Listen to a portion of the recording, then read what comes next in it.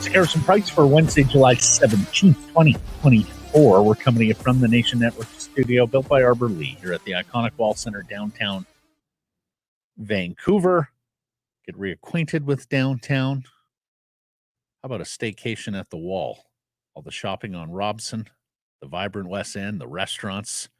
Give him a call, 604-331-1000. Matt Sekeres alongside Blake Price, Grace Sass, hitting switches, conducting things. Big show coming up for you. And we'll start with our poll question today.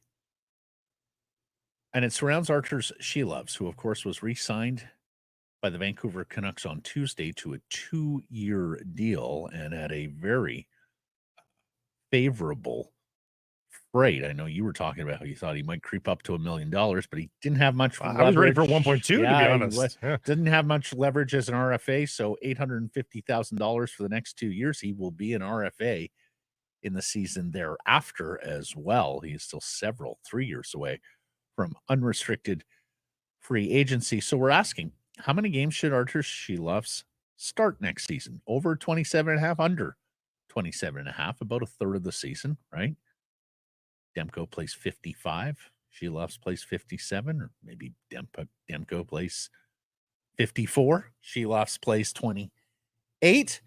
Cast your votes accordingly at x.com and at our YouTube channel.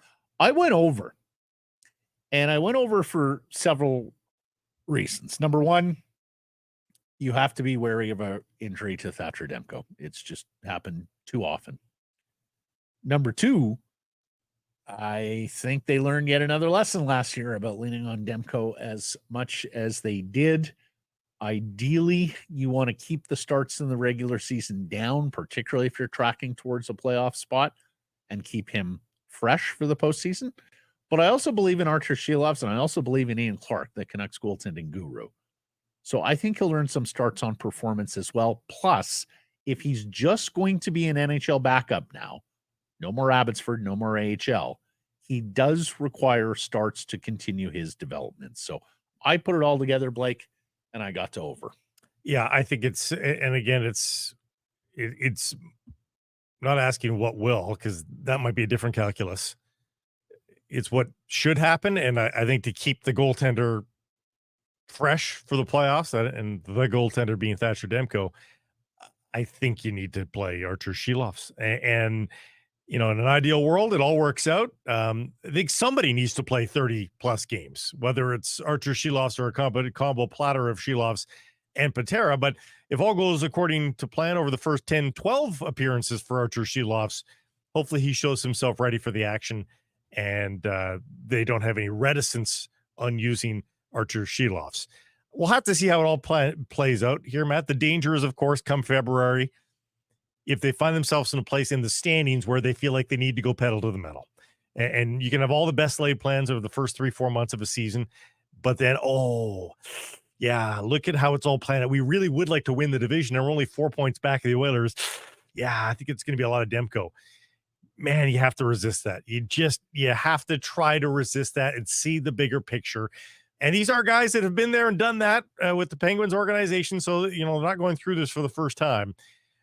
But they've also been burned by the goaltenders in Pittsburgh. They also, oftentimes in Pittsburgh, they had two goaltenders they felt good about. Fleury, Murray, Jari. And they've seen injured goalies in the playoffs. Right. So this should not be a lesson that needs to be taught again to these guys. No.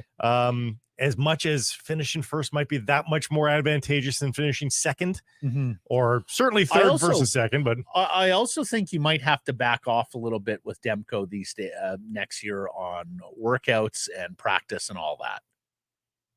I know Clark drives them hard. I'm all for that. A coach should be pushing your boundaries. But I also think the long game here is so important that maybe you back off and you give more maintenance days, rest day, whatever you want to call them. I know Tocchet isn't big on that either. But put, with what you learned this past season and with what you need going into the Stanley Cup playoffs, presuming they make it, there's a long way to go there.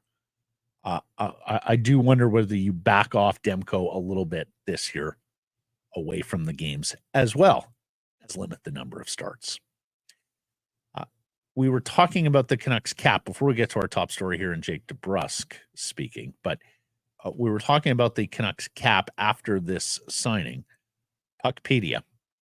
After the Arturs Silovs signing for $850,000, the Canucks have $166,000 in projected cap space with 23 active players. That's with 23, with 14 forwards, 7 defensemen, and 2 goaltenders. Of course, the potential LTIR here is Tucker Poolman.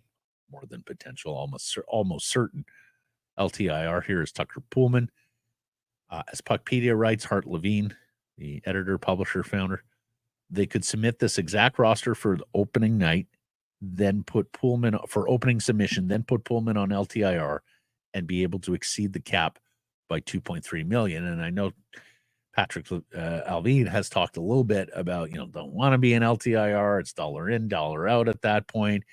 He's exploring trading this Tucker Poolman contract, but presuming there are no takers.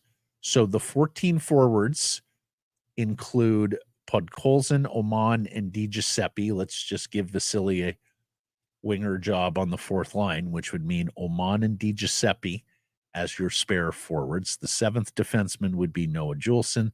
This is Patera in the minors. This is Arturs Silovs as the backup to Thatcher Demko. Interestingly, they could save a few dollars there by starting Silovs in the American Hockey League, putting Patera on the roster to start the season. Like a $90K difference or something. Yeah, right? Yes. it's very it's quite small potatoes. I had it here a second ago. But yes, because Arturs Silovs does not require waivers. In fact, he is the only Canucks player from this roster, from what are the realistic options for opening night, barring injury, that you can send down and call back up without requiring any kind of waiver situation. Because Podkolzin now requires waivers, Nils Oman requires waivers, Noah Juleson requires waivers. Virtually everybody outside of a minor league long shot to make the team, whether that's an Arshdeep Baines, Atu Ratu, Cole McWard, or one of the defensemen. Anyone who makes this team has to pass through waivers. And yes, it would be a $75,000 difference if you wanted to keep Patera and drop Silovs, which would get you to almost $200,000 exactly away from the cap, and 2.3 in Tucker Poolman bonus. Now, for the fourth liners, I'm not too worried about the old, everybody's been gifted a spot on this roster thing, because that was the other thing I was going to bring up, that I'm not sure you're looking at many training camp battles. Well, there's certainly battles for a position in the lineup. And then beyond that, I mean, Nils Oman and Phil DiGiuseppe are not being claimed on waivers at the start of the season. They're not. Those kinds of players are a dime a dozen on every roster, and nobody's going to be bending over backwards, taking on new contracts for a fourth liner that they think is incrementally better than their fourth liner. So, those are 2 spots on the roster that if a Baines or whomever, Sasson, just runs roughshod over everybody in preseason, Nils Oman's going to find himself on waivers to start the season. So those spots are, I think, absolutely up for grabs. I mean, Phil DiGiuseppe is a 30-year-old journeyman. He's not being gifted anything. And Nils Oman has not much of a resume. I mean, his age might sort of catch somebody's attention on waivers, but his resume is not super impressive. It's not like he's a pedigreed player. So I think the Canucks are going to be okay in that regard. Yeah. Now, the 7 defensemen, I don't know. I don't know if there's much room for mobility there. I think Juleson might be somewhat attractive to people as a right shot defenseman if he was put on waivers, because they wanted to take a flyer on. Yeah, I mean, whomever. But after the season he had, I would be reticent there. But I don't think there's any. There's no competition. Well, I just don't think there's any world where he is on waivers. I don't think it's because there's nobody pushing him. Yeah. I mean, even if Hiroshi McWard, someone like that, came out and had a all world camp, I'm still not sure you make that move at the start of the season. No. You wait for the first injury, you call up the guy who looked great. Because you can. Because those guys can Those guys can go down. McWard is waiver ineligible. So you use that flexibility at the outset. We'll see. Let's get to our top story, brought to you by Yellow Dog Brewing, Neighborhood Brewing, Yellow Dog Spirits, and Foolish Winery. Jake DeBrusk, he explains his trade requests, plural, from the Boston Bruins on the Cam and Strick podcast. Basically, this came down to not getting along with former Bruins head coach Bruce Cassidy, some healthy scratchings, including in the playoffs, including here in Vancouver. We've had people tell us Cassidy really picked on DeBrusk. Like DeBrusk was the guy who was in his doghouse. DeBrusk was the guy he was riding very hard while head coach of the Boston Bruins. And when Cassidy left the Bruins, and you'll remember they had a bit of a think there on Cassidy. That was not an immediate firing after the season. That was a few weeks into the offseason. And it sounds like it was more than just DeBrusk that chafed under Cassidy. I mean, it also sounds like Patrice Bergeron at one point got involved to try and keep the peace. As soon as Cassidy was gone, DeBrusk was fine playing in Boston. And he played reasonably well. Yep. Saw himself improve and be more consistent. Yeah. And, you know, I under think Jim Montgomery, their head coach. And, yeah. of course, Cassidy goes on to Vegas and wins the Stanley Cup. So I suppose he gets the last laugh in that regard. Although, you know, the player earning that contract is sort of proof, hey, you doubted me. Look at the contract I just got. Fair enough. DeBrusk talked about how he always knew Vancouver was the leader going into free agency.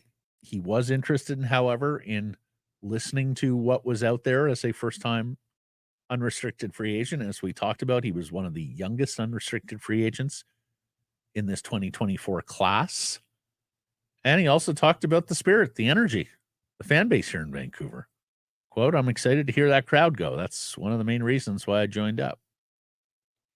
So I think you got a motivated player here. Yeah. I mean, I sure hope he views this contract as a starting block and not a finish line.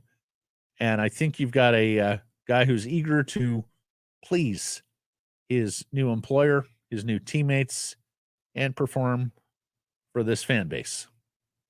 I think he's pretty jazzed about the opportunity to be a bigger role on this team as well. Yeah. He was never asked to be a full-time top six, maybe fourth leading scorer on the Boston Bruins. Well, check out this tweet graphic we got up the screen right now, looking at the ice time. 16:49 he averaged in Boston. Yeah. So that's going up. He's got to look at Besser's and say, I can be certainly close to that. Yeah. You know, especially if he gets PP one time. If he gets PP one time, he's at 1830 in the blink of an eye if he becomes the bumper guy.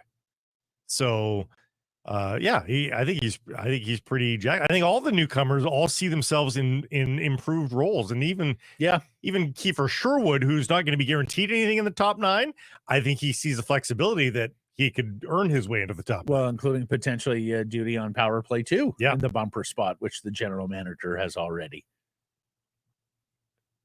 mentioned.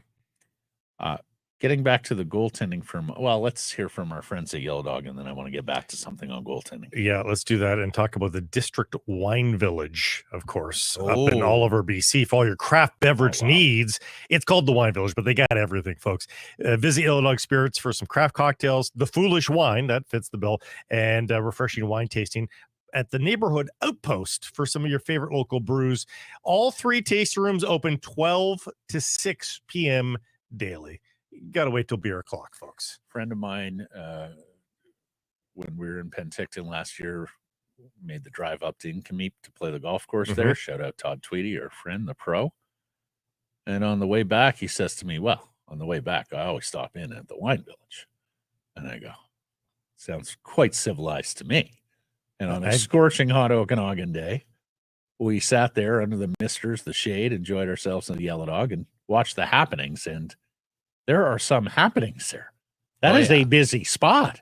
That's good people watching. Training camp this year, I'm going to carve out some time to head down to the Wine. I've never been to the Wine. Oh, you have to go. Yeah. What a neat idea. JPAT notes, with the Arturs Silovs expenditure of $850,000, Canucks total goaltending commitment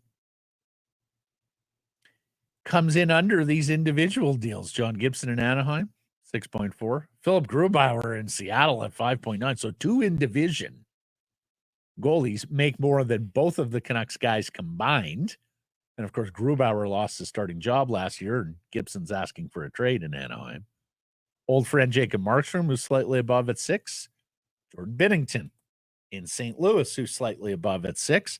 And there would be other teams as well, notably Florida and Bobrovsky, who are paying their starter over and above what the Canucks are getting, what the Canucks are paying 2 goaltenders. I'm not going to sow the seeds of panic, but just enjoy this year, because both of these goalies are in lockstep contracts now, 2 years left for both Demko and Silovs. This time next year, it's going to be a little bit interesting. What are the Canucks thinking long term? With Demko in particular. Yeah. But you got to be eligible for the extension. Silovs would not. You got a year of bliss, though. A year of not having to worry about it. So enjoy the next year. Yeah. Steven is in our chat asking, do you think PDG or Podkolzin will play more games for the Canucks this season? If it's not Vasily Podkolzin, something's going wrong. Then pop, bust, done. Yeah, Podkolzin is the guy in the driver's seat to win that handily, but it's up to him. He's got to figure it out, because we know the affection Tocchet and the coaching staff has for PDG. Started last year in a top 6 role and actually played a handful of very serviceable games with Miller and Besser. Not to say they don't have affection for Podkolzin, because every time you see him talk about Podkolzin, Tocchet, that is, you see this sort of fatherly sort of thing of, God, I know the kid's got potential. Yeah. Like, he's just so, I don't want to say disappointed, but he's frustrated that he hasn't been able to get it out of Podkolzin, I think, on a nightly level. So, but of course, actions speak louder than words. And in the playoffs, PDG was playing, and Vasily, for the most part, wasn't. Yep. And in fact, when he had to go to the bench, Vasily wasn't first guy up either. So, no, this is. I mean, and I know we had fun with it last year as a cliche, but this is an enormous summer for Vasily Podkolzin. Like, he has to come in and seize that opportunity presented to him in training camp. That is sort of the one spot, I think you can argue, that's up for grabs in the Canucks opening night lineup. With the NHL skewing to play fourth line, is it left wing or right wing, Grady? Can't see right there. Left wing. Left wing. Who's going to play opening night left wing? Because we anticipate either a Teddy Bluger, Pius Suter, maybe outside shot of Nils Amon is going to be your center there. Plus, I would suspect Kiefer Sherwood, but to start anyway, and if everybody's healthy, too, to start. I mean, with the NHL skewing bigger these days, that bodes well for Podkolzin. Again, he has to see that, he's going to be even more coaches will be tantalized by the size, but you have to back it up. And I almost wonder if he might be benefit from getting lighter this summer, just to get a little bit more sprightly. Like, he's not going to lose his total size, still going to be a strapping player, but maybe just get a little bit faster, a little bit quicker, and he has to not be afraid to shoot because he's got a great shot. So Scott Wheeler at The Athletic has put out his list of top 100 NHL drafted prospects. Jonathan Lekramacky checks, 2 Vancouver Canucks. Jonathan Lekramacky checks in at number 32. Tom Wielander checks in at number 45. Wheeler notes, and this is important, he said, Lekramacky added more tempo to his games, that he doesn't have to default to long shots through feet because he can't attack defenders one-on-one quickly enough. He started to push pace more. He started to draw more penalties because he was comfortable hanging on to the puck longer and taking some bumps. His skating in tight turns in particular got quicker. He played with a little more fight. So those are excellent, excellent things to hear about a player who will be making the transition to the North American ice surface. And of course, it's a little different playing wing. You don't have quite the space that you have on the bigger European ice surface. With regards to Tom Wielander, and look, most of the prospect guys, most of the draft guys, most of the scouting services that are out there are going to punish the defenseman who doesn't have elite puck skills. Just because the upside isn't there, the dynamic play isn't there. And so when you get into an exercise of comparing that profile of player against all these centermen, all these wingers who have offensive potential, and then their closest comparisons, the defensemen who have puck skills, the defensemen who are able to create offense, walk the line, run a power play, all of those things, that tends to push the defenseman of Wielander's, the all-around profile, down a little bit. As Wheeler writes, Wielander doesn't have the dynamic skill or creativity on the puck, and his offensive zone instincts are still coming, but he projects safely as an NHL defenseman and could become a two-way transition monster in a top four role.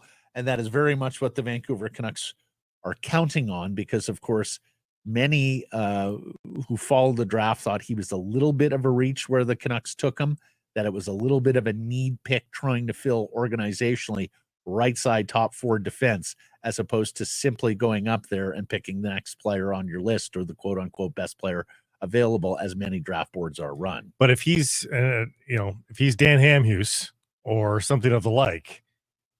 Yeah, Hamhuis is a great comparison. Like, do you care? Like, I know Dan was a left shot, but yeah, you like Dan Hamhuis was never going to blow anybody away with a shot. Was never going to blow anybody away in terms of threading passes through skates and sticks. Probably the most notable skill he had was his hip check, for heaven's sakes. And that's not going to be Wielander's wheelhouse. But Dan was a beautiful skater. He was hard to play against. Could make a pass. Was a heavy player. Could lean on guys. Had good instincts, good IQ. And honestly, and the funny thing is that there are players who are good puck movers that aren't point getters. That's it. Like Chris Tanev is a great puck mover. Right. If there was third assists in NHL hockey, Chris Tanev would get a lot of points because he's often feeding the guy that gets the second assist. But so Wielander could be in that bill too. You and I did a trade deadline show years ago where our in-studio guest was head coach Dallas Aikens, formerly of Edmonton and Anaheim. And I remember Justin Schultz came up that day. I forget where he got traded to. It might have been Montreal. And so we're sitting there in studio discussing the trade. And we asked Dallas just that, like, for such a good puck mover, how come he doesn't score more points? And Dallas gave us an incredible answer. I guess it was to Pittsburgh, or it might have been. Yeah, he was never Montreal. Yeah, my bad. Forget if it was the trade to Pittsburgh or it might have been I think it was from Edmonton to Pittsburgh. It's the only trade he's been involved. That's right. Okay, so there you go. It was the 2016 deadline and the trade from Edmonton to Pittsburgh. And he said all that. He said, well, here's the thing. He gets robbed of assists because he is often the guy transporting the puck out of our defensive zone, and yet it winds up on a few more sticks before it goes in the net, and he doesn't get a point out of it. But make no mistake, like, these players are part of the offensive solution simply by starting the breakout, even if they're not on the score sheet as often. Like, I honestly, the number of times Hughes as a Canuck people would be like, "Oh, did you see that pass?" Tanev. Did you see that pass from Tanev out of the defensive zone? Well, he didn't get an assist on it, but the play doesn't happen without that pass. And I could totally see Wielander I think he's still a 40-point guy in the NHL. I think he can do something like that. Yeah. We'll see. I mean, honestly, it kind of reminds me, Blake, of what we've been watching for the last month with Euro and Copa and the analysis of guys like Kilbane and Caldwell talking about how plays happen in soccer where, somebody close to the back, if not your keeper, one of your defenders, winds up making a pass or a run that triggers everything else. Yeah. Well, I honestly, I've gone down the rabbit hole a little bit as the transfer window's open here for the Whitecaps and saying, some rumors and this attacking midfielder. He's so acclaimed. His goal contributions are almost zero. Mm-hmm.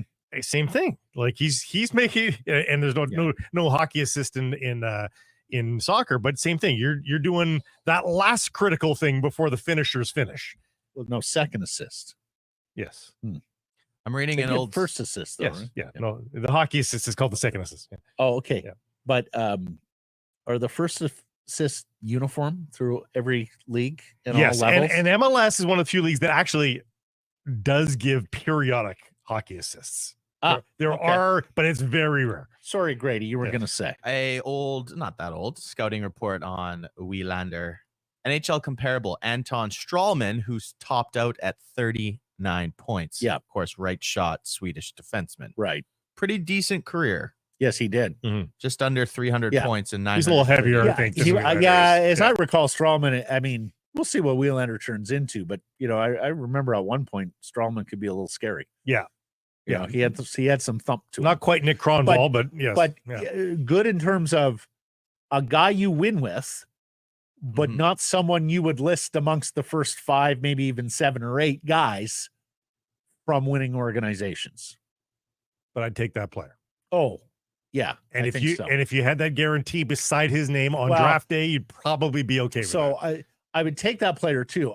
Gosh, I'd hope for a little more on the offensive side of the puck. And we'll see. What Strålman gave you for a 11th overall pick? What was he? As we have said, this year at Boston College, University, he's going to get that opportunity with Lane Hudson out of the way.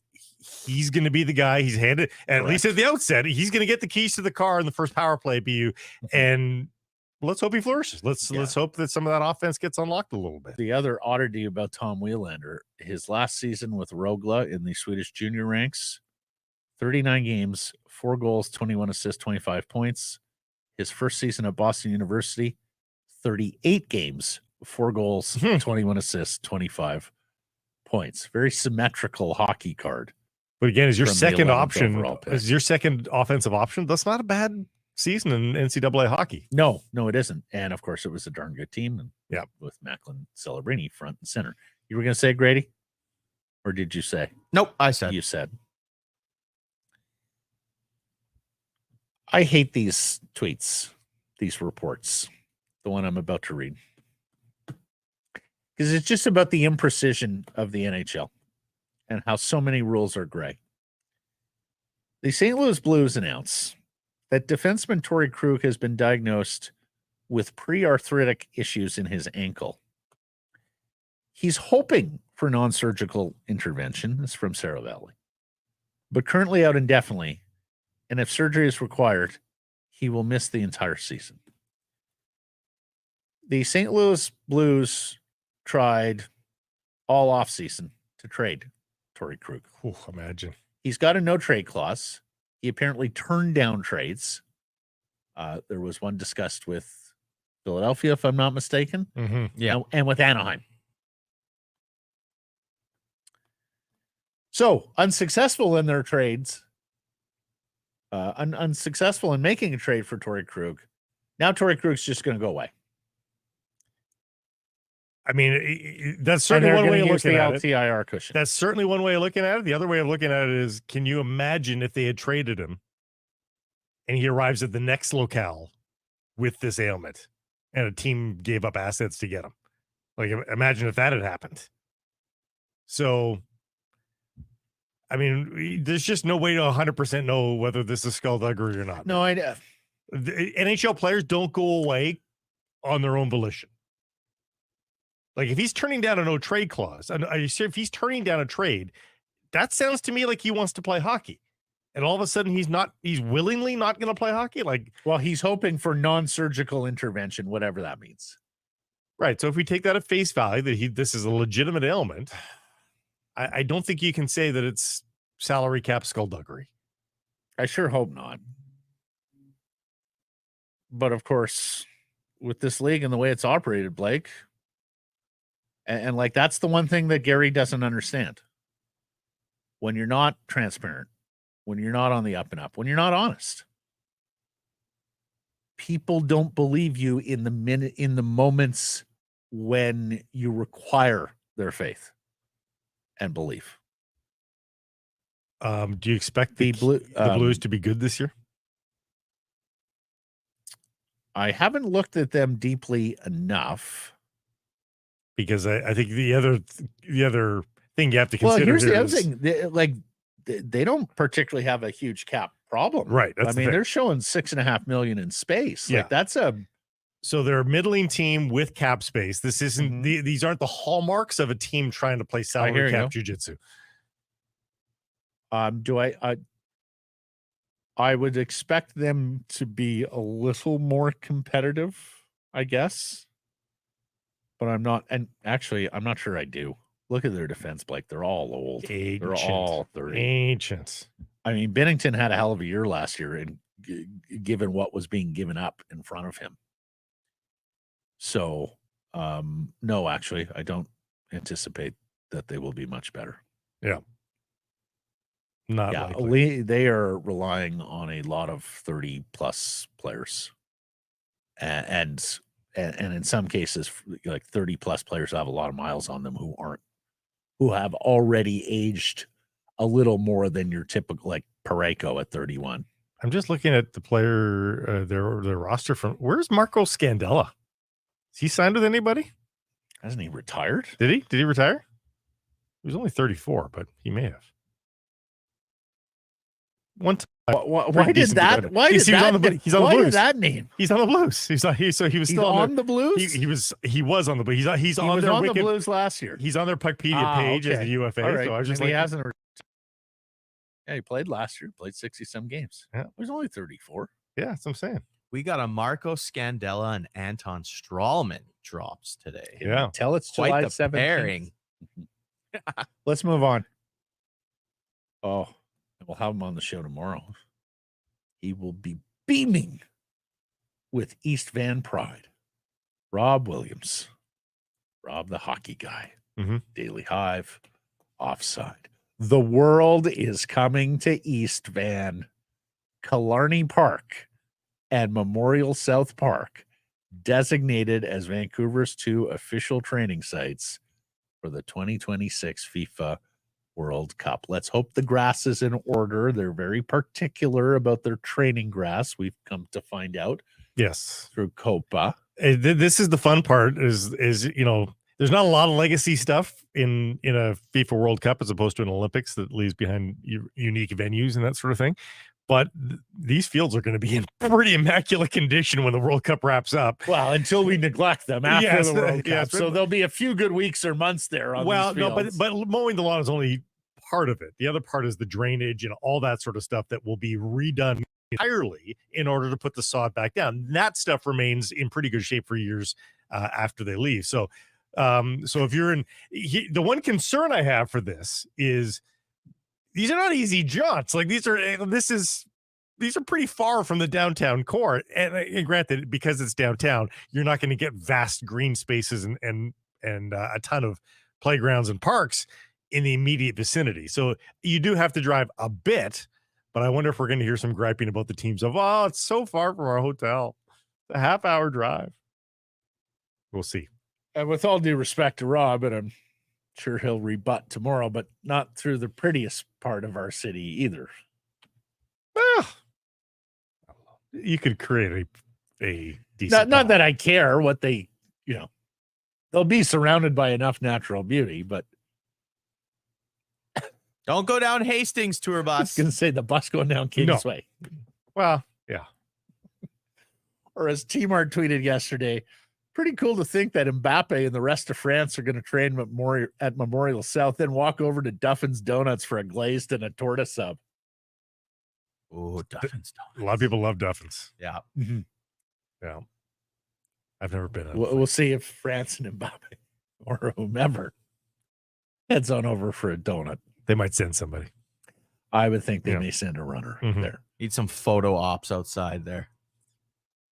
That'll be big for business. Well, and the other thing is Blake, are these in completely closed sessions in that they put up tarps and stuff like that, or can you stand on the fence line and sit there and watch a World Cup team? Having never been to a World Cup, I don't know the protocol. I'm going to guess there's going to be a security perimeter there. I think media gets a portion of training. Right, it's sort of like NBA rules. You get a portion of training, but sure, we're not shutting down lanes there. People got to get about the city. Oh, yeah. In terms of traffic, I mean, these are only soccer teams. These aren't heads of state. I know the Killarney site is a pretty big site, so I think you can have a Mhm. big perimeter without having to shut down many lanes. Speaking of footy, Whitecaps tonight against Sporting KC at BC Place, 7:30. Ryan Gauld asked about playing for Canada one day and refusing to answer. And while I understand why some people may look at that and think, it's not going to happen, I think Gauld is leaving every last hope available that maybe the call comes from Scotland. So if he answers in the affirmative, that may hurt his chances with his native. Here's the Scotland. thing: if he somehow continues the pace that he's on right now, which is about 3 goal contributions a game over the last few weeks here, he works himself back into less of an underdog MVP campaign and more of a contending MVP campaign. I mean, Does he make himself undeniable? It makes himself undeniable. I mean, the Scottish press was already sitting there wondering, Coach, why didn't you take Gauld? Like, you're talking about one of the best players in MLS. If they're bringing Lewis Morgan, why the hell wouldn't you bring Ryan Gauld? Who is Morgan? Morgan's a Rebels player that Scotland brought to the Euro. Rebels? Red Bulls. Oh, Red Bulls. Yeah. Oh. And they brought Johnny Russell in the past. Well, Johnny Russell, I don't think has ever really been a top 5 MVP player in Major League Soccer. So I don't know how you deny it. It seems like, there's something there from preventing Scotland from taking Ryan Gauld. But yeah. And of course, the other thing is he can't play right now for Canada at the next World Cup. Doesn't look like it. Unless there's Wouldn't a loophole that just isn't clear to us at the moment. Yeah. So, and he's not going to play in the World Cup after that or a Copa after that. So it just doesn't seem likely. Is there anything you can mention about the lineup this evening? It is, as we have talked about, a very heavy stretch of games for Vancouver Whitecaps FC, which included, of course, the Canadian Championship match last week, plus a busy MLS schedule because Vancouver has played the fewest games in MLS. They have 2 games in hand on a number of other teams in the West, so they'll be making these games up. Well, the wings get interesting now because of the return of Sam Adekubi and Ali Ahmed. But they're going to be really cautious with Sam Kubi. So they might even give him a break, I think, in this one and then play him on the weekend and just allow him full recovery because no point. When you come back from injury, you don't want to play every 3 days. Right. So I wouldn't be surprised by that. But Ali Ahmed, of course, didn't play a ton at Copa. No. So I think they might just throw him to the Wolves and say, off you go. And of course, that's a big boost to the lineup. He played he came on as a substitute against Uruguay, if I'm not mistaken. No, he started that Uruguay game, didn't he? Right. Right. He started the last came game. in the substitute the previous versus match, Argentina. Yeah. All right. Meanwhile, the news on Messi is not good. Right ankle ligament damage. He is expected to miss significant time, likely all of the League's Cup that is coming up. There is a fair chance you're not going to see Messi for the rest of the summer. And maybe even into the fall. And it's too bad for the league because they were counting on him for this League's Cup, of course, which is coming up in August. I would guess he misses that whole tournament. They won it last year, of course. It was his big debut. Yeah, that's right. That was his entry. Really was winning League's Cup because they were a pretty terrible team when he joined. Remember the 30-minute documentary on his debut? Yes. So I would guess they just say, you know what, you've already won this tournament for us. Let's keep you completely right for league play because they want to win an MLS Cup with Lionel Messi. Of course, it's one thing to win League's Cup with them, but they want to win the league. So I feel bad for some of the teams on the Miami schedule, the cities that thought they were seeing Messi. Of course, not as bad as I feel for the folks here at Vancouver, the 51,000 season ticket holders that he stood up. Apparently, Columbus is a city that has been dodged before, last season, but. Here's the good news for the folks in Columbus. Miami into Columbus October 2nd. So that looks promising. So if he's good by October 2nd. One other Whitecap note. There's a report out of South America on a target for this transfer window. EDA Ocampo. Position? Right back. Nationality? Colombian. And here's Age? the thing. He's 20, and he hasn't dabbled with the youth international scene there. he's been like the cornerstone of the U20 team. He's played 25 times for the U20 team. So he was probably getting... He was not on the Copa roster, though? No. So he was probably getting looks in the U20 team when he was, eligible for U17. How much longer in the transfer window here? Oh, a long time. A few weeks, yeah. Long time. But, yeah, I mean... What are the other positions? I wouldn't have called that a huge need for them at right back, but... what are the positions that you're looking at? What are the positions you'd like them to target? I think they want a skilled midfielder to as an 8. So Kubas to player X to Gald would be the chain of command there in the middle, alongside a Pedro Vite or a Schupf, taking one of those guys off the pitch in your best 11. And then I think they want more striking help with Brian White. Not because he's not doing his job, just another option, for heaven's sakes. The Major League Baseball draft has come and gone, and 3 British Columbians were selected. Shout out to 2 UBC kids, both right-handed pitchers. Shout out to Sean Hepner, who's actually from Point Roberts, taken in the 12th round by the Cleveland Guardians. Maybe he'll become the next Matt Tugboat Wilkinson. We shared that story with you. The Vancouver lefty, 6'1", 280, I think, who is soaring up the Guardians' minor leagues and prospect charts. And you mentioned this kid yesterday, Vicarte Domingo from Vancouver, a 19th round pick of the San Diego Padres. There's also a catcher, Connor Cascanet, playing down at Purdue University from Duncan, British Columbia, who went in the 12th round to the... For UBC, Miami though, with a reduced draft, with smaller minor leagues, for UBC to get 2 draft picks, it's pretty good. That's good. That's good. Yeah, it's only a 20. I say only a 20-round draft now, folks, because it used to be a 50-round draft. Yeah.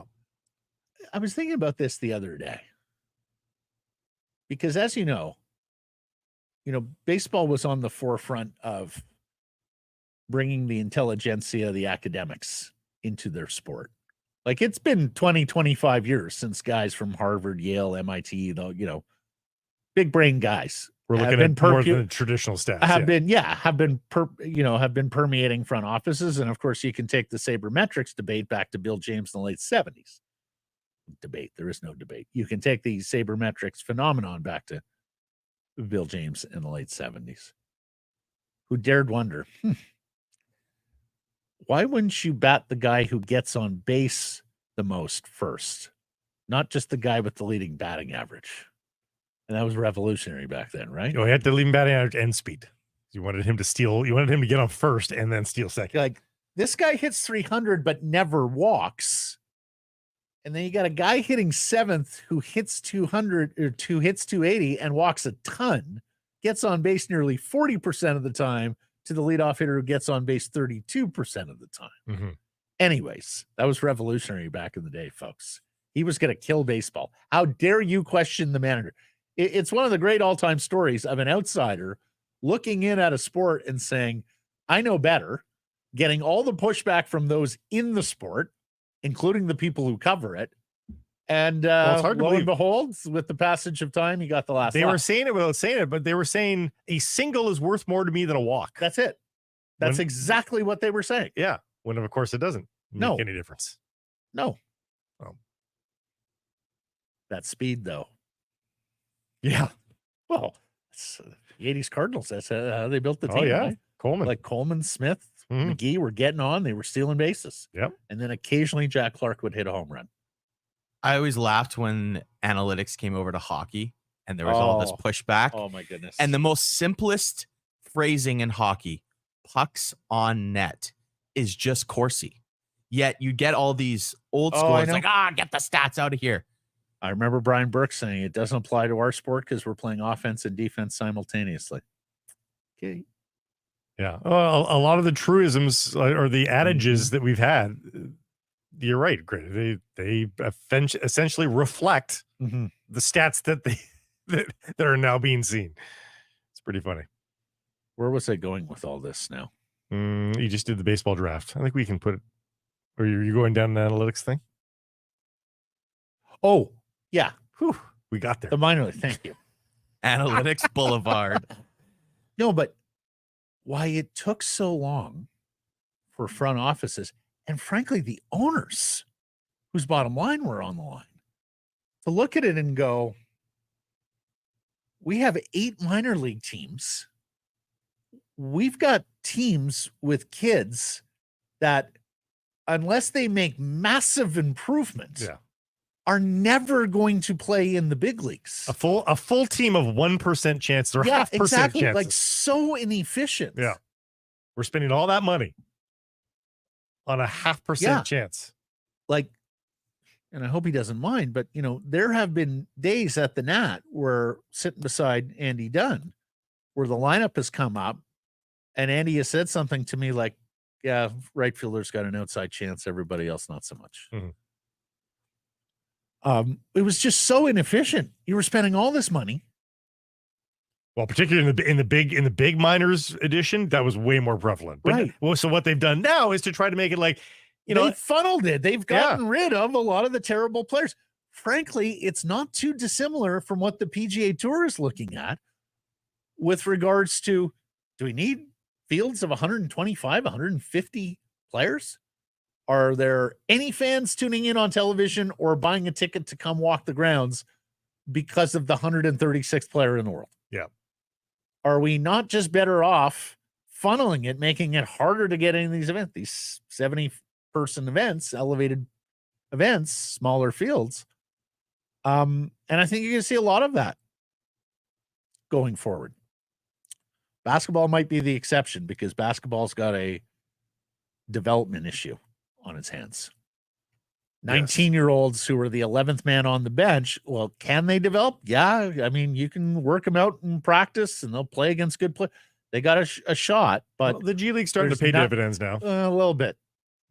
But that's an expensive prospect as well, you know? So, and we've heard in hockey that they've considered maybe axing, you know, the 6th, 7th round at the draft because, you know, a lot of these guys are such long shots. Why not just invite them to camp? Well, also they don't get cared. A lot of those guys don't get cared for anyway, right? Like if you're a 6th or 7th round pick, like, are you really getting the attention of the parent club anyway? So aren't you better off being a free agent? No, but the difference in hockey is it's just the 1 or 2 if you include the ECHL minor league team. So you're dealing with proportionally a smaller group of people who are under your kids, 50 contracts, right? Mm-hmm. And then they're in Europe for those extra years until like a drafted player who goes back to junior and whatever. You know, that's not costing you anything. A drafted player who's playing another year in Sweden or Finland or Russia, it's not costing you anything. Yeah, maybe you want to go in and check in on them from time to time, so you're paying the expense of a scout to do that. But yeah, for the most part, you know, it was nothing in comparison to the minor leagues and what they were costing baseball owners. That's I guess the difference is that a draft pick in the NHL isn't necessarily immediately signed. No, and in all the other sports, they are pretty much immediately signed. That's right. That's right. And in fact, some of the kids in this baseball draft are going to make the decision not to sign and to go to university and put their name back in the draft 2-3 years from now. Yeah. Did you see the flooding in Toronto? Did, yeah. That was something. We both lived there for a handful of years. All three of us have lived there different times. I don't think I've seen that. And I've seen some pretty paint chipping rain there. Yep. And I've never seen flooding quite like that. You get all sorts of thunderstorms in Ontario in the summer. The humidity, and Blake, you'll remember this. Then that really cool breeze will pick up. And you're like, ooh, rain's coming. And that's your sign to get inside quickly. Because that's when the downpour begins. And we saw it explained on social, and it makes a lot of sense. The reason it's never been more paved than it is right now. Yeah. Like it is the city. Like, and that's where one the thing. Baseball stadium and hockey arena sit right at the lake, a couple blocks off the lake, at the base of the city. All the big highways and arterials are tilted. They run north to south. Yeah.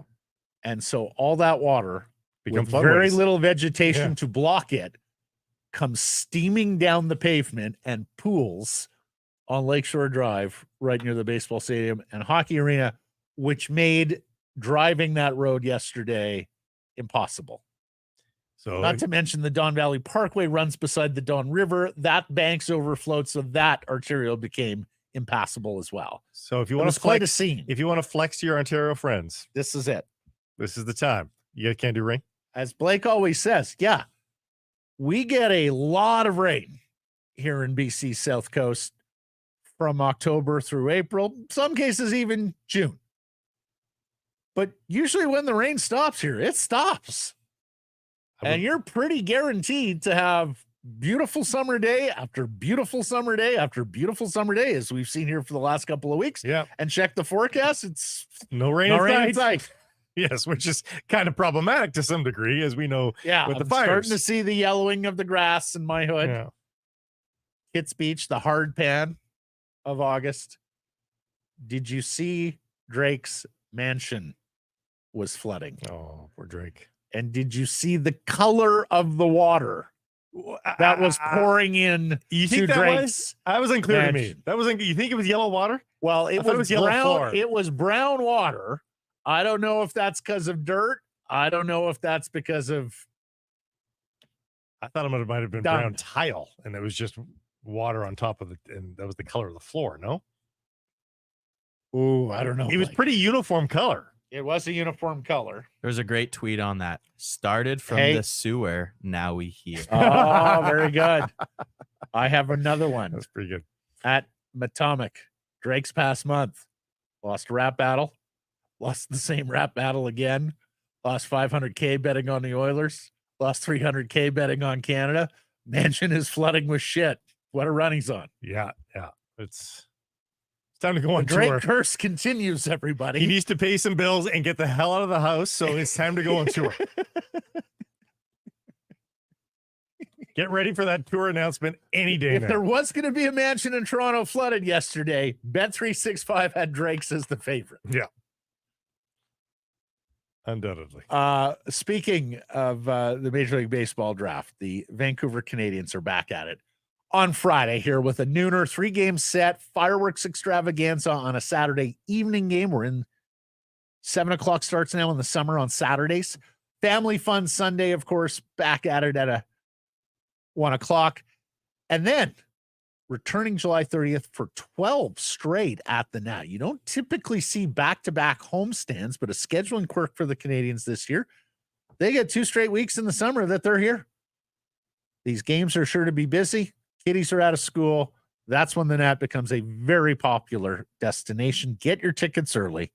604-872-5232 or go to CanadiansBaseball.com. And as mentioned, the Blue Jays took a ton of college players. I would not be surprised to see a couple of these higher pick college players matriculate to the Vancouver Canadians at some point here before the summer is over. If you're a Blue Jays fan, you may also see some trade acquisitions coming to the Vancouver Canadians. Good prospects were acquired via the roster players the Blue Jays are expected to deal. I read 2 off-season report cards over the last couple of days, one on The Athletic, one on ESPN. Both evaluators gave the Blue Jays an F for their first half and grouped them with the Miami Marlins and Chicago White Sox. And again, if you had all that, but you had a sparkling prospect system, you'd be like, not ideal, but the future's coming. But you don't have the sparkling prospect system. No, the pitcher they added in the first round probably slots in about their number 4 prospect, and there's not a ton of depth there. So need to rebuild the farm as well as a better major league team. Shout out to our friend Mike Allen, hockey coach on the North Shore. He's listening to our show on Monday with Jim Houston. He's got the family on vacation at Osoyoos. He's hearing us talk about the BC Hockey Hall of Fame. He goes, never been there. Coached a bunch of kids who have gone on to be NHL players, took his boys, went up to the BC Hockey Hall of Fame at the South Okanagan Event Center in Penticton. And of course, they've got their big induction ceremony on Friday. Carey Price of Anaheim Lake, Shea Weber of Sycamoose amongst the inductees 2024. All right, let's get to today's menu. It is brought to you by Greta. Greta, great spot to catch the game throughout the season. Quick walk to the Rinker Stadium. I may actually go down there tonight because heading to the soccer match. You got us tickets to the soccer match. You're such a great coworker. Well, the Whitecaps, yeah, they gave you tickets to the soccer matches. Oh, it wasn't you? Well, I was the conduit. I was Okay. Greta, go-to spot for food, drink, fun before and after the game. Make it a game night at Greta 50 West Cordova or at gretabar.com. Frank Corrado is going to join us, and boy, good chat with Frankie today on DeBrusk, on the trade requests in his career and whether that should be a concern, on Rick Tocchet and coaching Jake DeBrusk, on NHL bloodlines, on line combinations. We talk Silovs, we talk rush chances, we talk best goaltending tandems in the National Hockey League. Also got the golf report brought to you by the Arnold Palmer Design Whistler Golf Club, pointing forward to the 152nd Open Championship. 152 of these things. They have been playing golf on the west coast of Scotland for an awfully long time. Go dig up Robin Williams' bit on the incredible. advent of golf in Scotland. It's incredible. So good. And probably pretty accurate, I would guess. And you're going to go through this torture once? No, 18 18 times. It comes on my timeline every year at the Open Championship. It's so and good. It's absolute gold. I'm going to hit a rock with a stick towards a hole. How big's the hole? Like 4 feet wide? No. And I'm going to put obstacles in front of you. And just when you think you're done the obstacles, here comes the beach. Here comes the water. Oh, beautiful. Can't wait to watch. It's my favorite major. It's so unique. Mm-hmm. I love the imagination required to play some of these holes. I love the pot bunkers. I love the fescue, the gorse. I love the blowing winds. I like them in toques in July. You know, I basically enjoy their misery as they try and hit it around these link-style courses. It is one case to be made that it should be in September to guarantee toque wearing. And here's the other thing. Last time I was there 8 years ago, Henrik Stenson outdueled Phil Mickelson in one of the great championship rounds ever played, the fourth round. And Mickelson and Stenson sat down. I'll give Live Golf some credit here. It was good content. Sat them both down. They're both Live players now. And told them, look, let's go through the round. And, you know, Phil's pretty self-deprecating, so he had good time with it. You know, Stenson is not exactly a, brag in your face type of fella. And it's clear they have a great rapport, and in fact have had since the major before that Open Championship in 2016. Phil brought up, he said, somebody ran an AI or an analytics on all the major championship golf going back however many years. And Tiger round at Pebble in 2000 to win the U.S. Open, ranked number 1. 2 and 3 on the podium were Stenson's final round at Troon in 2016 and Mickelson's runner-up round at Troon in 2016. I want to say they were 13 and 11 strokes better than third place. It was an incredible tournament, so looking forward to that as well, which brings us to Bet365 and our bets of the day. The segment brought to you by Bet365, proud partner of Sekeres Price. Told you this in the past, Blake. I follow a lot of these golf analytics, golf betting accounts that are out there. Came across one this week. This applies strictly to the last 10 Open Championship winners, but actually you can run it back further than that and find a lot of similarities. You're looking for players with a previous top 2 in a major, 3 top 15s in the last 5 starts, top 40 ranking, top 3 finish on the PGA Tour, and a prior top 20 in the Open. And that will spit out a list of 7 golfers who fit the criteria. I wonder if my guy is one of them. It's 11 guys who fit the criteria, or 7 guys who fit all the criteria and a few guys who just miss. Scotty, Rory, Xander, Oberg, Morikawa, DeChambeau, Sungjae Im, Tony Finau, Cameron Young, Shane Lowry, and Victor Hovland is that group. My guy's not there. I like either Morikawa or Oberg. Morikawa plus 1,500, Oberg at plus 1,700. And then Sungjae's great value at plus 6,500. Although he always gets cut at majors. He does not have a glorious major record. Been cutting all 3 majors this year. Outside of that, he's played beautiful golf. Young at plus 6,500 too. He's finally gotten it together here. My guy's got 7 major top 5 finishes. 7. Without a win, or does he have a win? No wins. 7 major top 5 finishes without a win. Don't tell me you're going Ricky Fowler. Nope. I'd be very disappointed in you if you went Ricky Fowler. He's had a couple of disappointing near wins. Are you going Adam Scott? No. Second in the Scottish? Oh, no, he's got a major. What am I thinking? Going Tommy Fleetwood. Yeah, he's a trendy pick too because he does such a great job of flighting his ball against the winds, and of course grew up on the west coast of England, so he's and that's a big thing at Royal Troon, particularly the final 6 holes. You're going to be playing a lot into the wind. You sort of have to understand how to play the wind. I've seen him as a bit of a trendy pick. I was hoping he fit this criteria. I could have sworn he would. Plus 2,200 for him. Plus 2,200. Now, the one big problem for him, he just doesn't have a whole lot of winning under his belt. He won on the PGA Tour. He won the Dubai, which is officially a European Tour event. He's won a bunch. He's won 7 times in the European Tour. I'll say this. He would be a very popular champion golfer of the year. Yeah.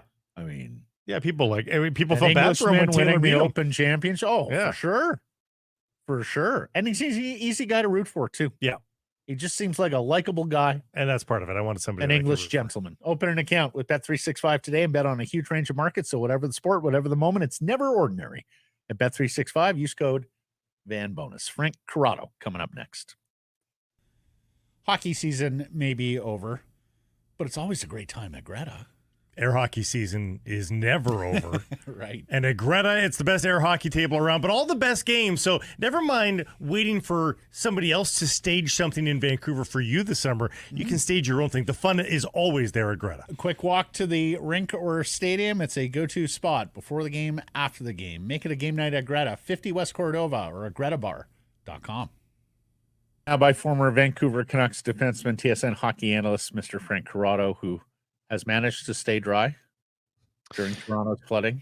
So, I guess that's an appropriate question from you, because once a winter, you guys will get some snow. And I think people over here, if you have friends out west in Vancouver, you say, "Oh, how'd it go with the snow? How's your snow tires? You guys can't drive in that. Ha, ha, ha." And then we get one rainfall that wasn't even that bad, and our whole city is flooded for, a number of reasons that no one ever wants to take the blame for. And then we get the text from Maddie Sekeres. "Hope you're staying dry out there, pal. Hope all is well." Wow. Just a little shot back, and it's well-deserved. No, it was not a shot back. It was genuine concern for you and your newborn twins and Miss Jessica. You had visions of like the twins in a canoe and Frankie going down the street. Scrolling through my timeline, and Lakeshore Boulevard looks like New Orleans during Katrina. So I'm sitting there going, my God, like what are my people in Toronto dealing with here?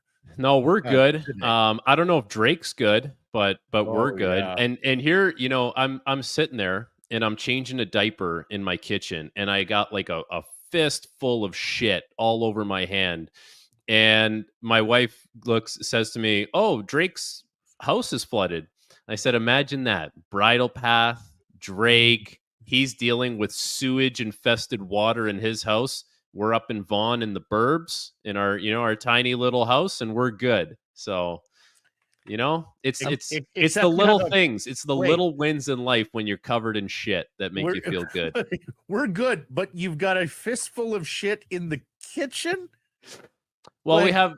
I'm no diaper changer. He's the expert in diaper changing, but does one change diapers in the kitchen? They're cleanable surfaces. They're cleanable surfaces. It's fine. It's fine. Yeah, I mean, I don't need to get into the logistics of my house, but basically there's a changing table in the girls' room, which is upstairs.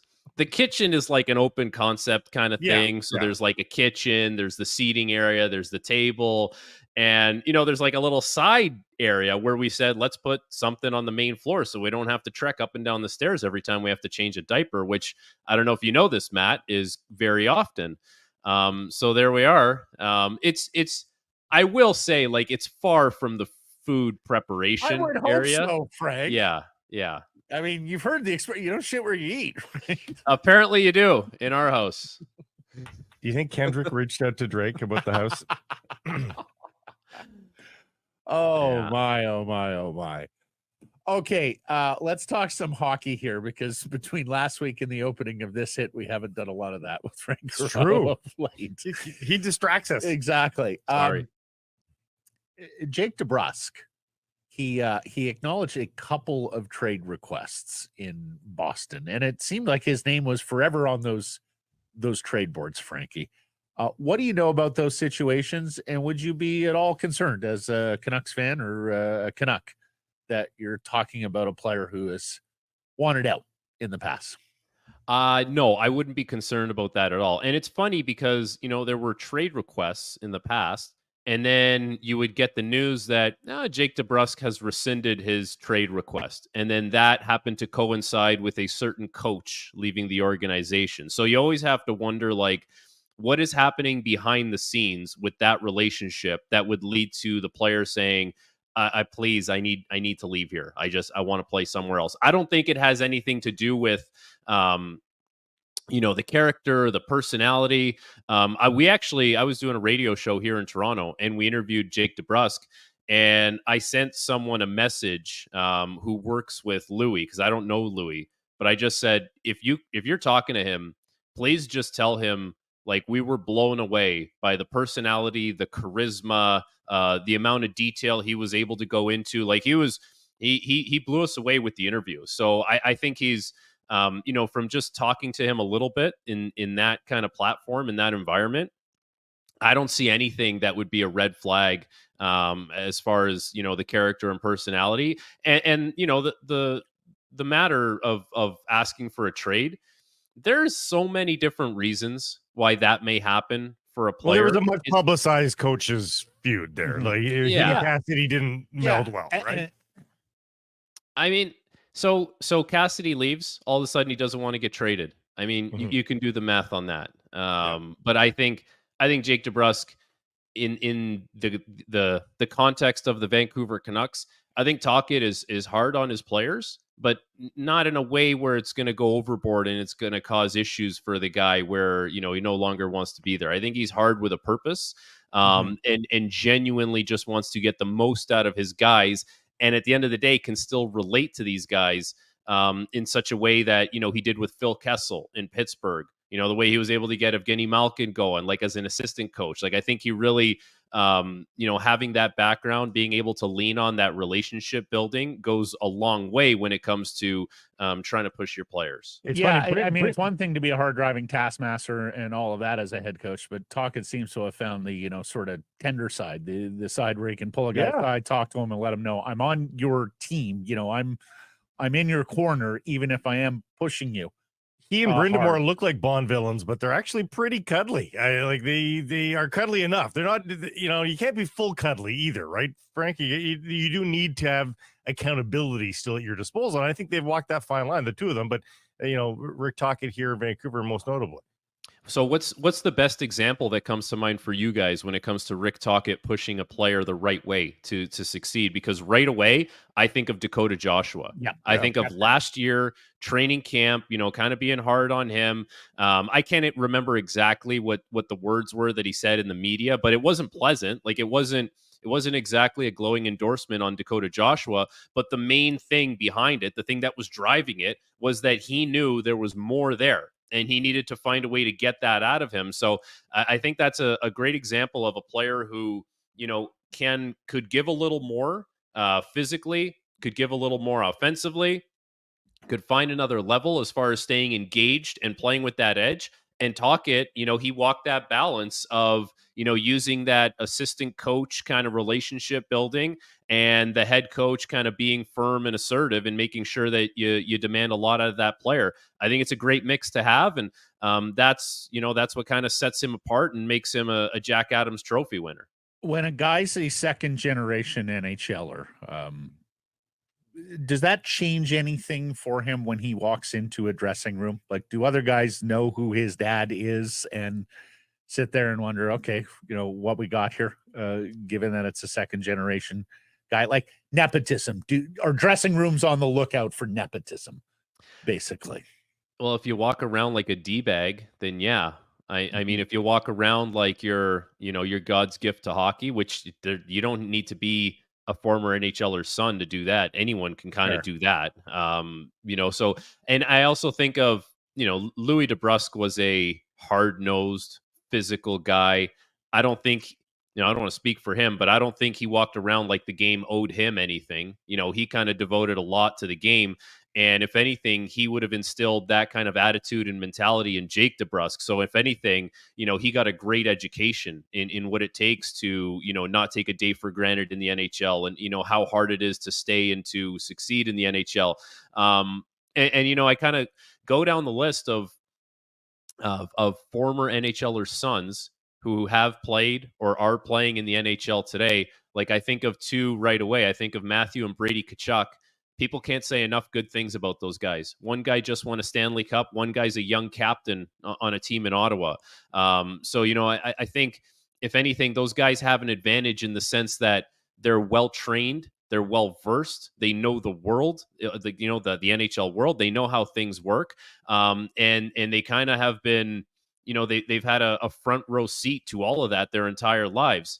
Think about the Sutters. I'm blanking on a few right now. But, Brandon Sutter, just unbelievable guy, unbelievable player. You know what I mean? So I don't think there's any kind of issues with him being a former NHLer son. Yeah. And there was risk with both Sutter and Tkachuk in that Keith Tkachuk was a pretty big fan of Keith Tkachuk, and yet he spawned two kids that, you're right, get wonderful reviews by most people. There were a number of teams going into that draft that were concerned with Matthew Tkachuk's skating and Matthew Tkachuk's influences, and how wrong that looks. And forgive me, I asked the question in part because I got Constantino of the Sportsnet on the draft side of things talking about bloodlines during that draft, because there were so many kids who had NHL connections who were drafted a couple of weeks ago, and drafted high. And in some cases, NHL teams looked at it and went, "Oh, he's got NHL bloodlines. Let's pop him maybe sooner than a kid who wouldn't have had NHL bloodlines." It can be tempting. Yesterday, we were asking who's on that line with the two of them, and they're not bound to be together legally, Pettersson and DeBrusk, but certainly it's the leaping off point. The general manager even name checked that when the signing occurred. Who's the most likely candidate to be the third guy on that line? Yesterday, we talked about Danton Heinen. We talked about Dakota Joshua and Connor Garland, and even Nils Höglander as a possibility. You can go off the board too, but who does somebody jump out as the right profile? I think just right away, I think of wanting to have a guy who's a puck hound. I think of wanting to have a guy who's willing to use his feet, get involved, be the one that's willing to, do a little bit of the greasy work. And I guess if you're thinking about how the lines are going to be constructed, Nils Höglander could be that for the Pettersson line. He could be that for the Miller line, mixed with the skill that he does have, and hopefully the shooting percentage can stay high. I wonder if Danton Heinen can be that guy on that line. Like, I know he's not going to be, he's not going to be as scrappy, maybe, but the feet are there. Like, and if you're getting, if you think Tocchet can find a way to, get him to maybe be engaged as well and embrace that kind of role, I think there's a great opportunity for him there to do something like that. So I think when you have the shiny new toy, it's very tempting for the coach to see how it works. And for Pettersson, he's going to have two shiny new toys. He's going to have DeBrusk, and he might have Heinen. Heinen's not going to be as shiny as Jake DeBrusk, but you know what I mean. It's new.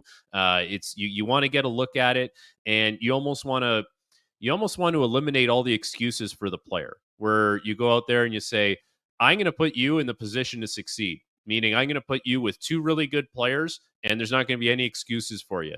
And if it doesn't work, of course, you can try them lower in the lineup. Sometimes that works. But I would think, I would be thinking, let me see what Danton Heinen looks like there.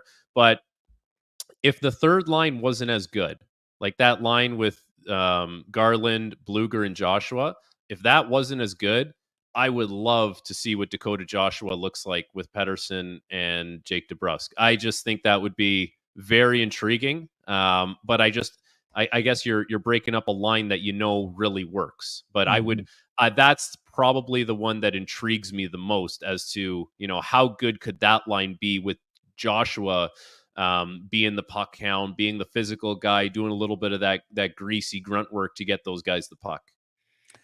The backup goaltender resigned yesterday, Arturs Silovs, on a 2-year deal. Demko, hate to say it, but at this stage of the game, injury prone, has missed games with injury several seasons now.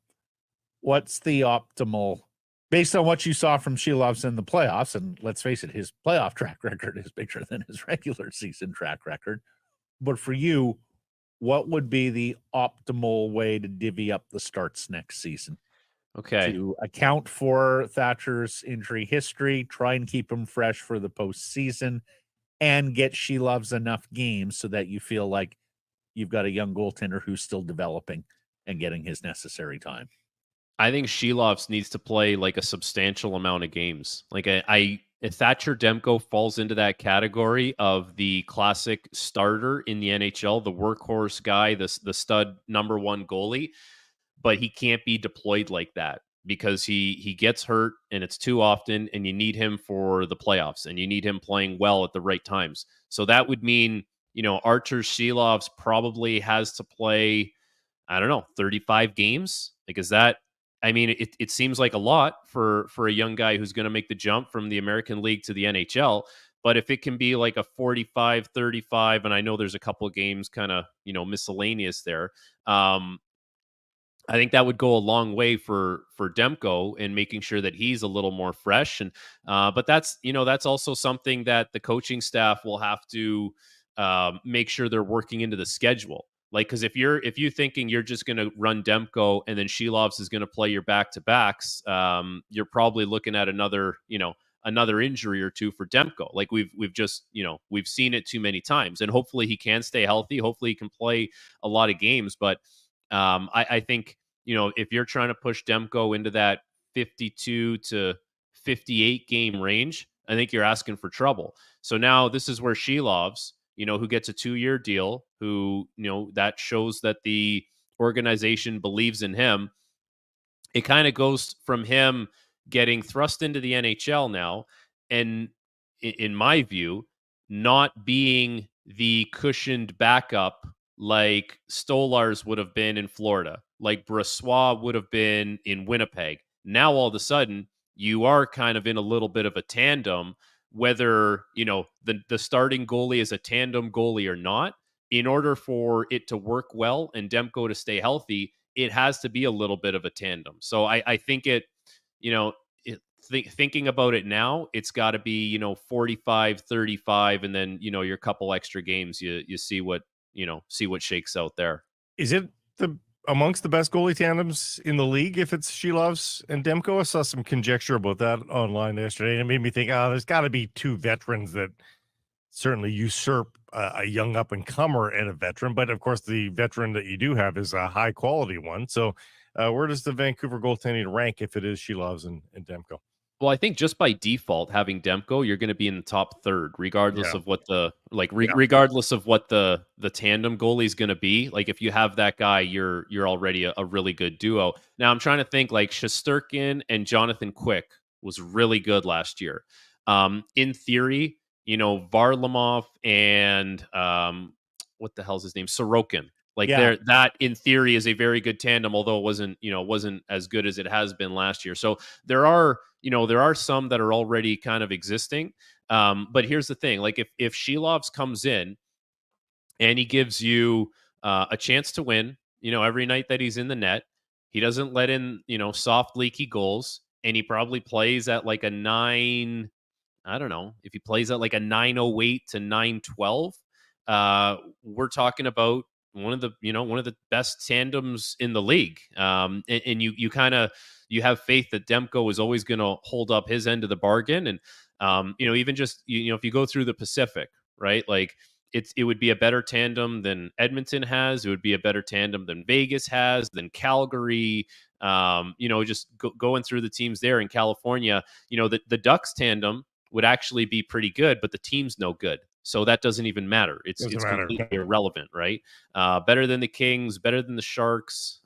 So yeah, it's if Silovs takes that next step sooner rather than later and doesn't stub his toe in that transition from AHL guy who gets the call up to now having to play in a tandem, we're going to be talking about that as probably one of the best in the league.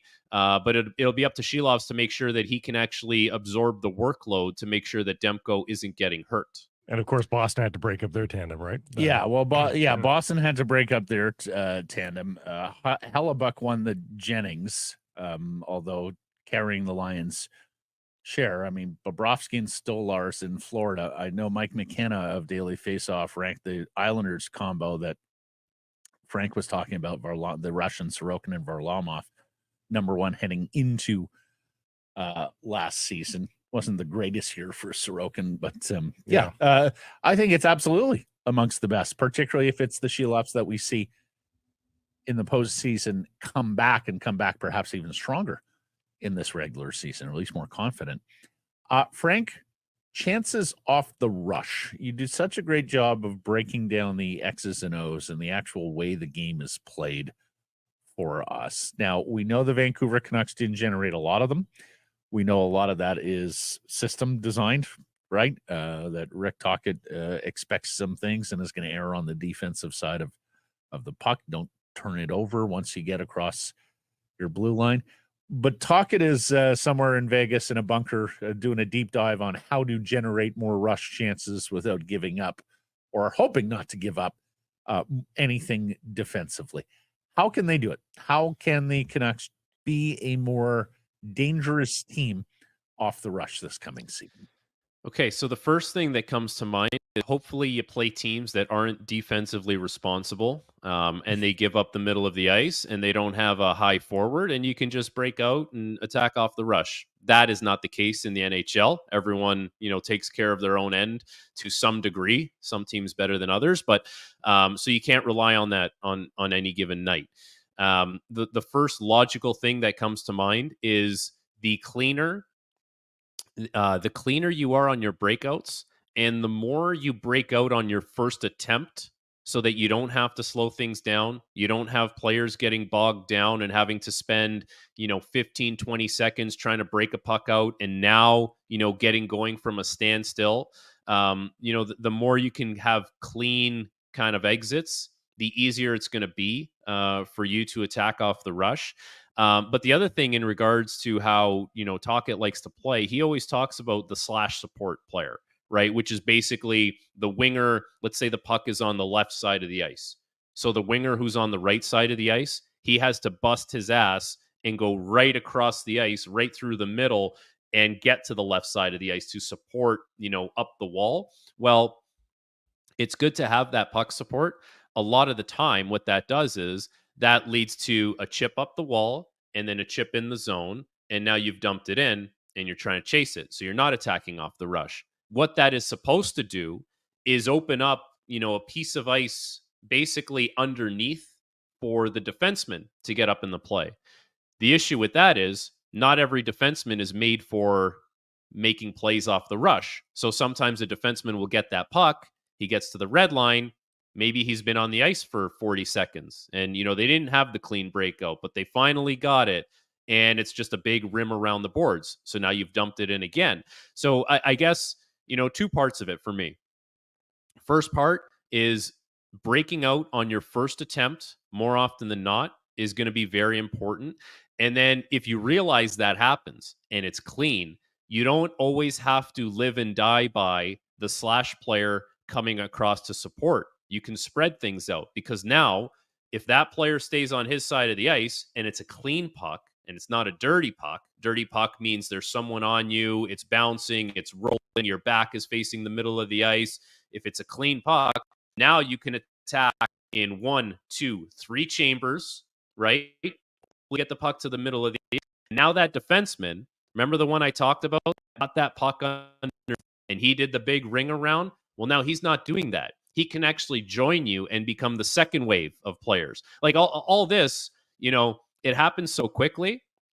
And in theory, it sounds like it can work. All it takes is one bobbled puck. All it takes is, someone gets a stick on a puck in the offensive zone and doesn't allow you to break out. But that's the way, that's kind of the way you would attack better off the rush. And of course, then you have to know that you have the horses. You have to know you have guys that can make plays off the rush. You have to have guys that have some speed because they can't get caught, on the back check.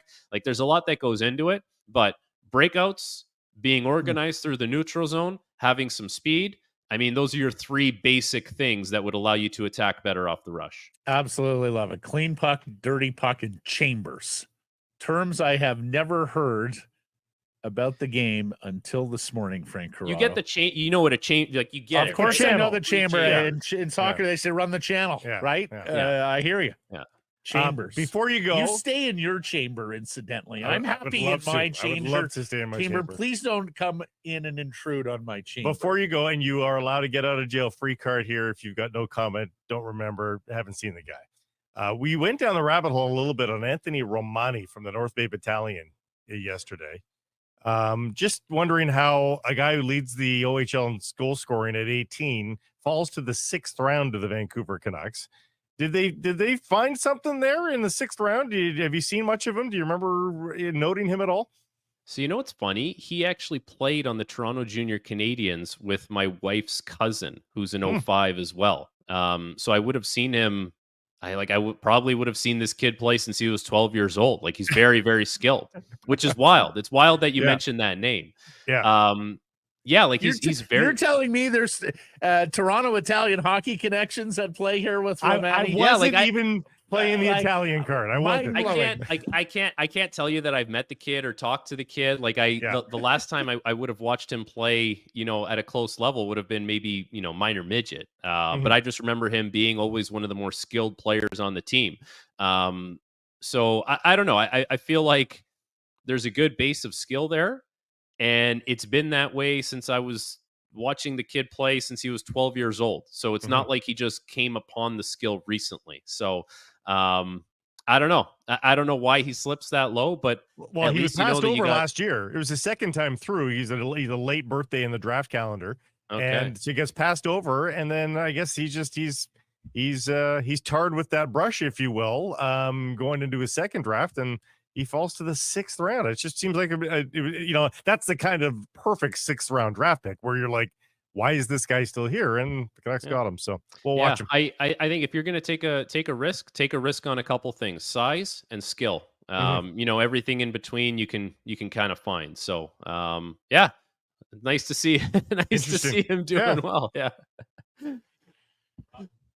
Corrado, Romani, you could ask him about any kid in the league with an Italian name, Blake, and I assure you. I can't believe that's a crazy. I wasn't even playing that card though. It wasn't like he's Italian. I should ask Corrado. That was not like Corrado watches OHL games. Maybe he's seen this kid. That was my calculus. And it turns out that there's a connection with the family. You were close. You were thinking I watch OHL games, which I do, but I watch GTHL games apparently when there's family members. Yeah, no, exactly. Thanks, buddy. Down the ranks, up the ladder with the one and only Frank Corrado. Thanks. The Vancouver Canadians are back at the net. Catch fireworks, giveaways, and Friday nooners all spring and summer long. Get your tickets at CanadiansBaseball.com. Sekeres Price from Wall Center. You can text us 778-402-9680.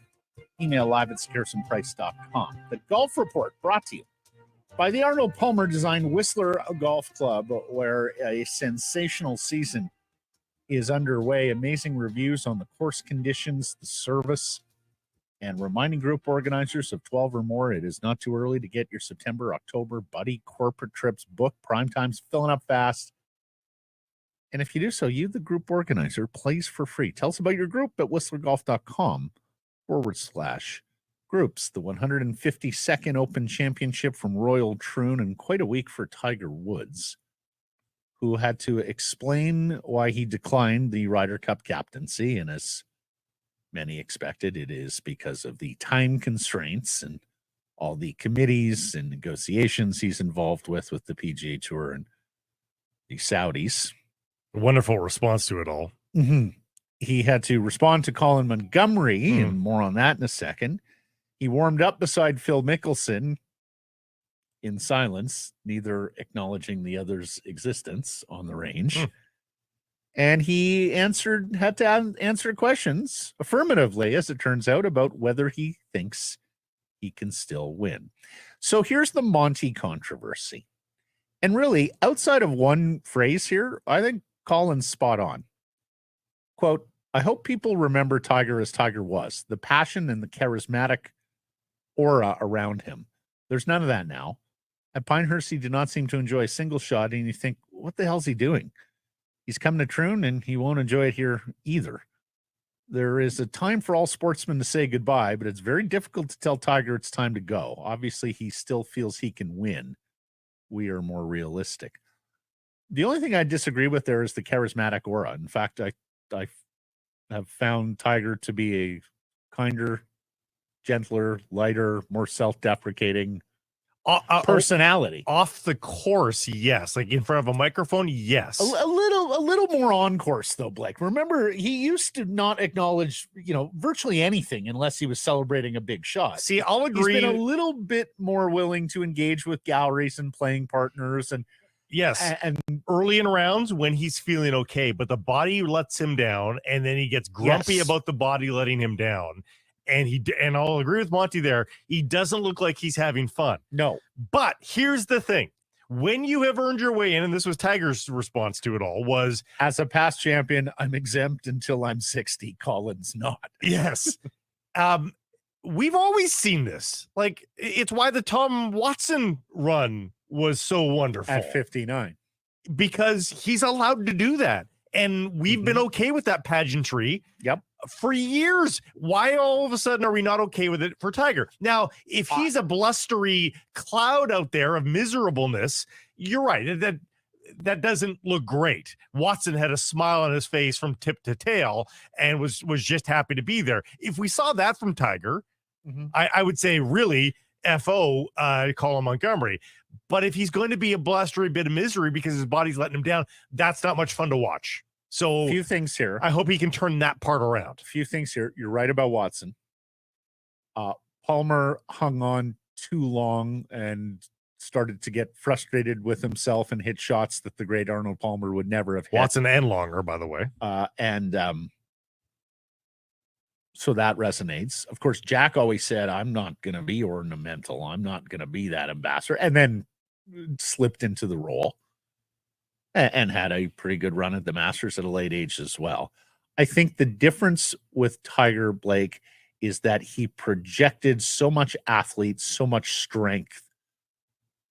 He was different in that regard. Oh, for sure. And so now to see him hobble, to see him limping, to see all those things, I think it's the fall from grace that is troubling for some golf fans. Completely. Like Tiger Woods is our age, Blake. Yeah. And I got to say, I look at him sometimes and go, good God. Like, yeah, I'm starting to feel like limp and all of that. No, he like, because this is not a 60-year-old. This is a late 40 guy. He so should it's be come quickly here. As a world-class athlete, you would have hoped that he would have been in better shape at this point. But of course, he swung at it. Like, we'll see what Bryson DeChambeau looks like at the age of 48, right? Like he was so violent with his swing and did things that nobody else did, and it's resulted in this. Montgomery followed up with a tweet: if golf writers want my thoughts on Tiger, please ask me direct rather than taking a quote from an interview out of context. Wishing Tiger an enjoyable and successful week. Tiger says the cold, windy conditions in Scotland are not going to help, but everybody noted that he's looked leaner. Yes, he looked since skinnier. We last saw him. He looked skinnier for sure. Because remember, he still had the broad shoulders. He still looked like one of the bigger, more muscular athletes on tour. He also was swinging slower. I was seeing him swing way slower. Tiger, I've been training a lot better. We've been busting it pretty hard in the gym. Body's been feeling better to be able to do such things, and it translates on being able to hit the ball better. Can't quite stay out there during a practice session as long as I'd like, but I'm able to do some things that I haven't done all year, which is nice. Yeah, good. And, as many have talked about, if Tiger is going to contend again, and, that's the other thing that I think Monty has been instructive here in terms of forwarding the discussion of how many more majors are we going to see Tiger play? How many more golf tournaments are we going to see Tiger play? And when does the realization that you can no longer win set in? He says he can still believes himself, thinks he can win. We've talked about how an Open Championship, which oftentimes requires guile, which, not often is a, pull driver 12, 13 times in a round type course where power isn't quite as necessary. Where weather and wind conditions sometimes can be a factor, not to mention imagination with the short game around the green and putting. Troon features the postage stamp 8, the 123-yard par 3. That's amongst the most famous holes in the world. There's a 623-yard par 5/6. It's the longest hole in Open Championship history. It's been lengthened by 22 yards since Henrik Stenson outdueled Phil Mickelson at Troon in 2016. Mind the trains on holes 11 and 12. They'll be buzzing by with their whistles. It's fun. Great stuff. And the 17th is a par 3, 242-yard, often into the wind. So it makes up for the postage stamp's lack of length on the par 3 side. And then Troon is also one of these open courses where OB is really tight beyond the green on 18. If you are long on 18, you risk hitting the ball out of bounds. Fescue, pot bunkers, prevailing winds. Look, the scores are going to be low because scores are low now at Open Championships unless the weather gets really nasty, and there is a chance of really nasty weather. But it's about avoiding that one sewering hole, right? That pot bunker where you have to play backwards or play sideways. The other story that's gurgled up here that I wasn't totally clear on for the live golfers at the Open Championship this year is that there is a qualification possibility for them going forward at the Open Championship via the Open Qualification Series. But also for guys that are hoping to make the Ryder Cup, there's one thing I didn't realize. The DP World Tour does not exclude live golfers. You're allowed to play on the DP World Tour while being a live tour player. John Rahm has a bunch of fines to pay the DP World Tour, but beyond that, he can still qualify for the Ryder Cup by playing on the DP World Tour. And he wants to play he has to play 4 more events on the DP World Tour to qualify. But he's got to get those done in short order, and he's about to have a kid apparently, so time is running out. Tick-tock on John Rahm. Incidentally, President's Cup qualification here is big. Corey Connors right now 8th on the list. Nick Taylor 9th. Hadwin 11th. Pendrith 14th. Hughes 18th. And Svensson 19th. So we'll see if any of them can work their way into Mike Weir's President's Cup team at Royal Montreal against Team USA, the Internationals against Team USA. We'll end on this from Michael Kim, a pro golfer who shared this story. Guess it was making the rounds at the Open Championship. At the Open Championship, players get a clip as a credential to get you into the locker room and everywhere else. Mid-2000s, Tiger forgot his clip one day. As he was walking into the locker room, a security person stopped him, asked for his credential. Tiger looks around, sees a massive billboard with his name and face on it, points to it and says, "That's my credential," and walks into the room. That's pretty boss. That's there's big timing and there's just brass taxing. Unbelievable. If there's one guy your security guard should know at that post, yeah, it's Eldrick Tiger Woods. Oh my gosh. Hey everybody, if you're enjoying what you're seeing here, then follow along with Sekeres Price on YouTube. I promise more content coming. The kids call it subscribe on YouTube. Well, how about liking it? Do that as well. Smash it right now.